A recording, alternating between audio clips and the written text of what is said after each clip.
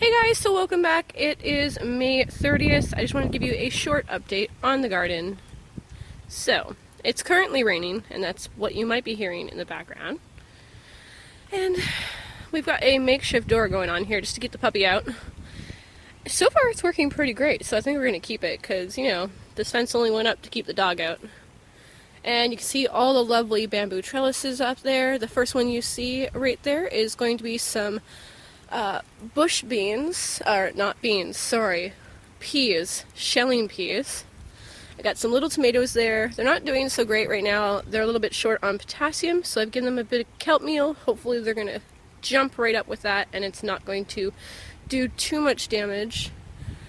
Some other tomatoes just over here, red Brandywines. And this big trellis here is going to be sugar snap peas. Last year it was quite large and the rain is coming down. This is not going to get cut short. I don't really mind the rain.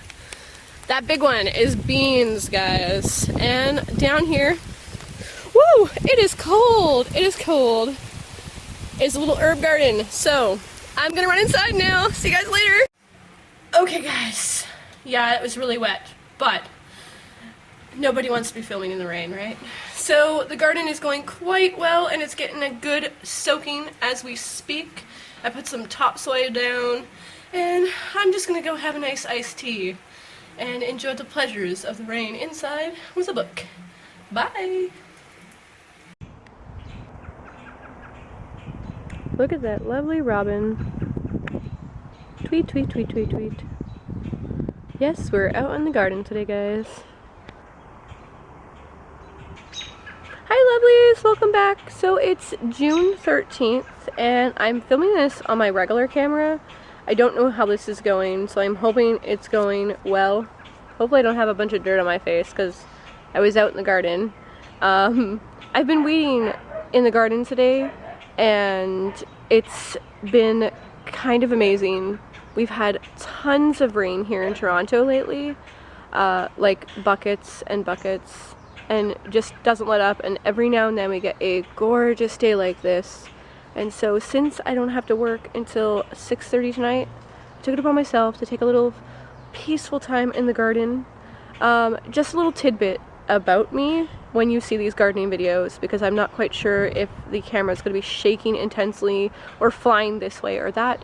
I am petrified of bees, wasps, what have you, that stings. I am petrified, and there's no logical reason around it other than I know they're gonna sting me, even though most of them are gonna leave me alone, but I can't stop it. I've dropped pizza over it, I've just run down the city block, and so every now and then you might see the camera shake because I'm hearing some sort of buzzing around me. It's been happening all morning, so I had my phone in my pocket with music to keep me calm because I go into panic attacks. So yeah, that's just a little tidbit about me. So enough embarrassing of CRISPR. Let's get into the garden. So like I said, it's June 13th. The last time you might have seen this, I think there was a previous video to this, was maybe just the end of May.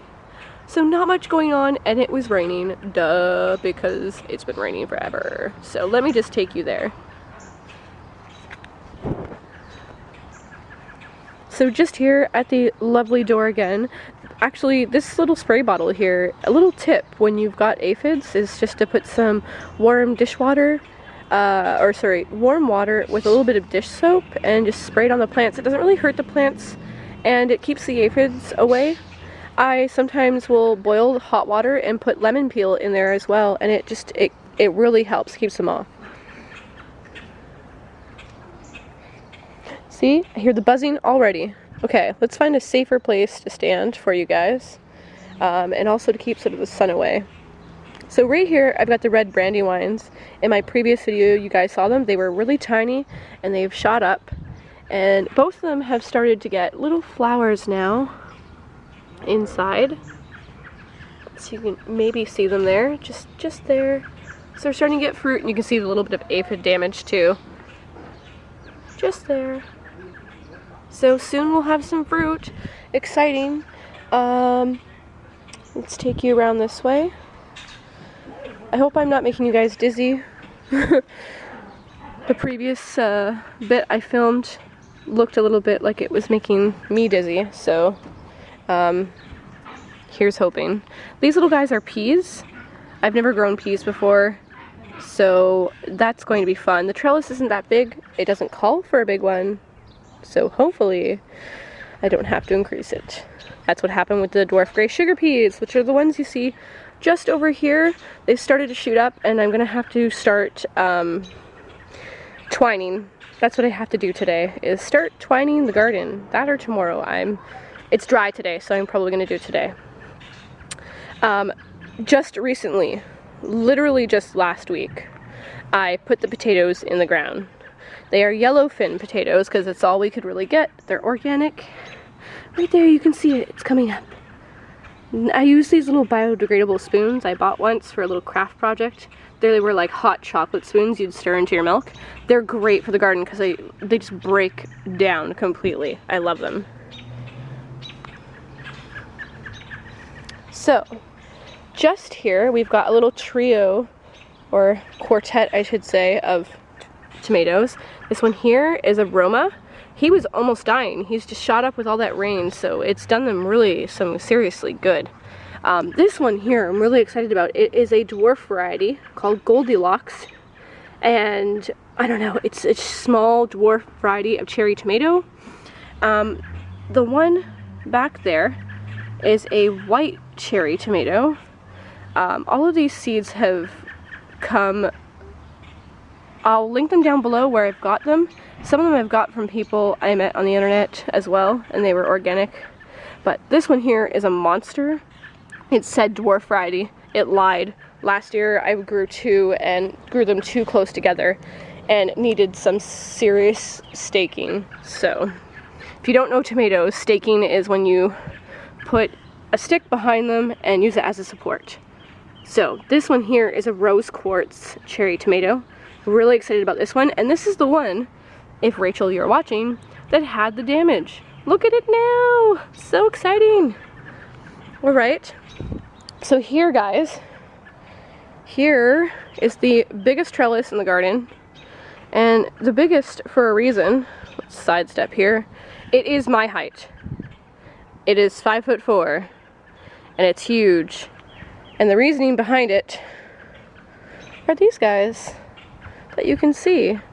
This huge one. These are actually my heirloom from last year that I grew. I dried some of the beans that I grew last year and seeded them, and they were the first ones to shoot up from the old variety. So I'm really proud of that I can save seeds and then grow them.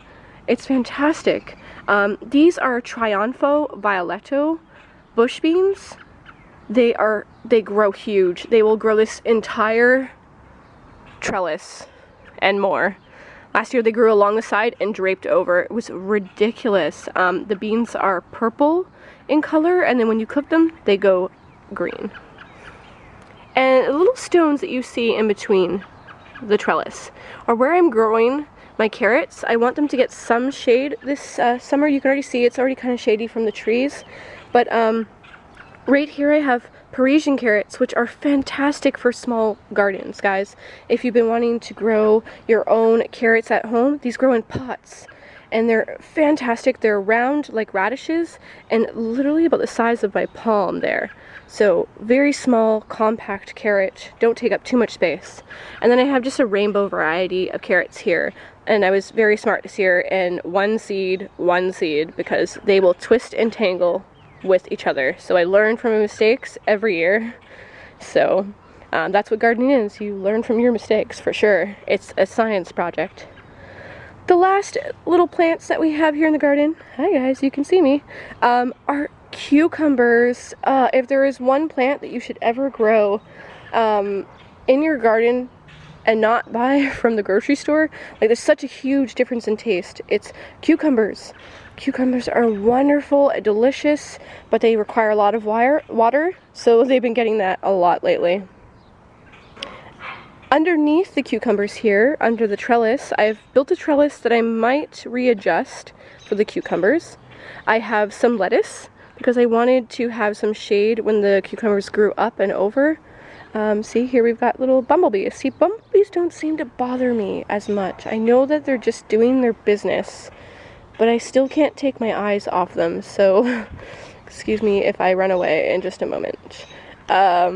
Here I made a little herb garden at the very far back because this is where it gets kind of shady earlier in the day, and I've got basil, sweet basil, some globe basil, which is spicier, cilantro, and some more lettuce at the back. I'm not quite sure how this is going to do because I've never grown anything in this spot. Last year we grew potatoes here. And then, last but not least, which way should I go as to not... Here we go. Better camera, less glare. This is the tea garden. This is my pride and joy, and I'm so excited about it. The chives they didn't grow, so I think my seeds don't germinate anymore. These little guys are Hahms Gelbe, or Glebe, I think it's Gelbe, tomatoes. They are cherry tomato variety. I am so excited about these ones. They grow in pots. A little 8-inch pot, it will grow without having to put it in the ground. Look how tiny they are. Like, you can see how tiny they are, and they will get about maybe here, I think, in height. Yeah, maybe a foot, and then just stop growing and they'll produce fruit. Right here I've got black peppermint, and this one is chocolate peppermint. Oh my god, I am so excited about this one because it actually smells like chocolate. Now my fingers smell like chocolate and peppermint, like a peppermint patty. Okay guys, if you can picture that smell. Here I've got lavender. I'm not touching you because I like the smell of chocolate peppermint on my fingers. And cornflowers. Cornflowers, guys. First of all, I planted these for bees because, you know, gardens need bees, even though I'm petrified of them. How else can you pollinate your garden? Humans can't do it any better than bees, and they do such hard work for you for free. This is why I don't try to kill them in my garden, because they are my hardest workers, not just the worms.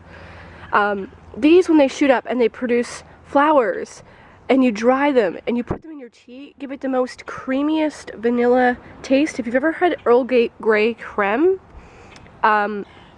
this is usually what they put in that tea, is cornflowers. So I'm really excited for them to come up and grow and produce their flowers. And then a last Golidilox that I just didn't have space for in the garden, I put in a pot to see how well it would do. So there it is, guys. Garden galore. Yep, there's that pot with all the weeds I took out today. So let me just take you back to the shade and yeah, continue. Just to give you a little update on the rest.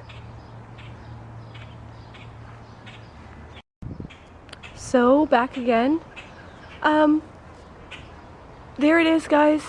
So in about a month, I'm going to update again. This is when things get a little bit tricky in the garden and you gotta really keep your eyes peeled for anything going on, especially with all the rain coming down. I am gonna, like I said, I'm gonna link down below where I get my seeds. I'm also going to share some information on a lovely author and blogger who really just inspires me to be the best I can as a gardener. And I hope that she inspires you. I'd love to hear about if you have your own garden or if you've tried gardening before, your own adventures. And hey, if you guys have your own garden, I'd love to see it. I mean, if you share your pictures on Instagram, I do as well. You can find that down below. But if you share your pictures on Instagram, I'd love to see them. I'd love to follow you on there. I love watching other gardeners do their own thing in their gardens, and gardening is just one of those things that I am so thankful that I have this little patch of earth to just dig my hands into every day, or that feeling of, you know, walking out from your own house and going to the garden to collect lunch in the summer once it hits July. Oh yeah. So I'm gonna go hang out with the robins that seem to be hanging out in here right now. Maybe grab a book, and I'll see you guys with my next video. Enjoy your reading. Bye!